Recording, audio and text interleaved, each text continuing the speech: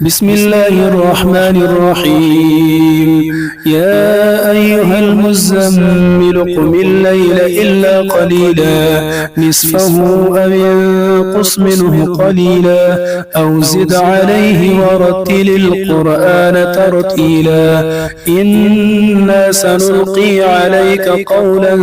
ثقيلا إن ناشئة الليل هي أشد وطئا وأقوم قيلا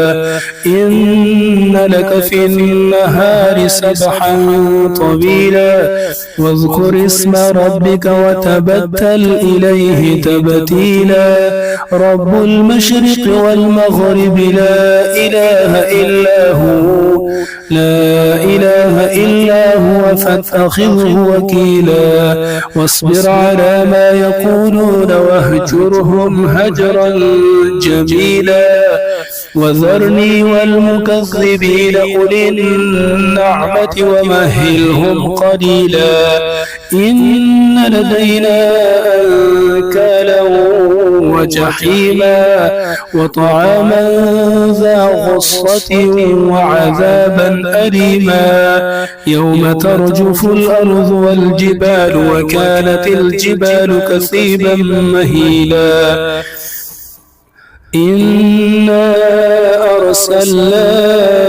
إليكم رسولا شاهدا عليكم كما أرسلنا إلى فرعون رسولا فعصى فرعون الرسول فأخذناه أخذا وبيلا فكيف تتقون إن كفرتم يوما يجعل الولدان شيبا السماء منفطر به كان وعده مفعولا إن هذه تذكرة فمن شاء اتخذ إلى ربه سبيلا إن ربك يعلم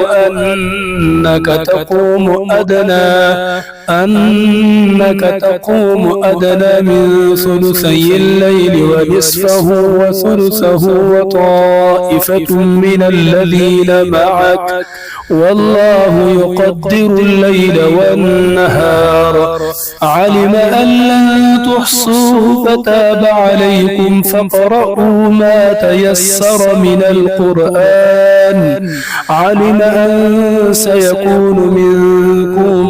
مرضى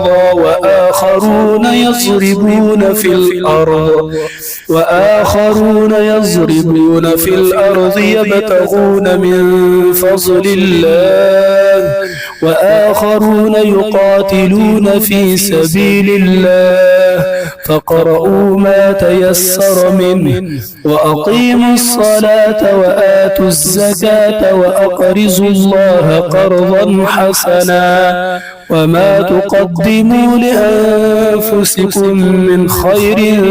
تجدوه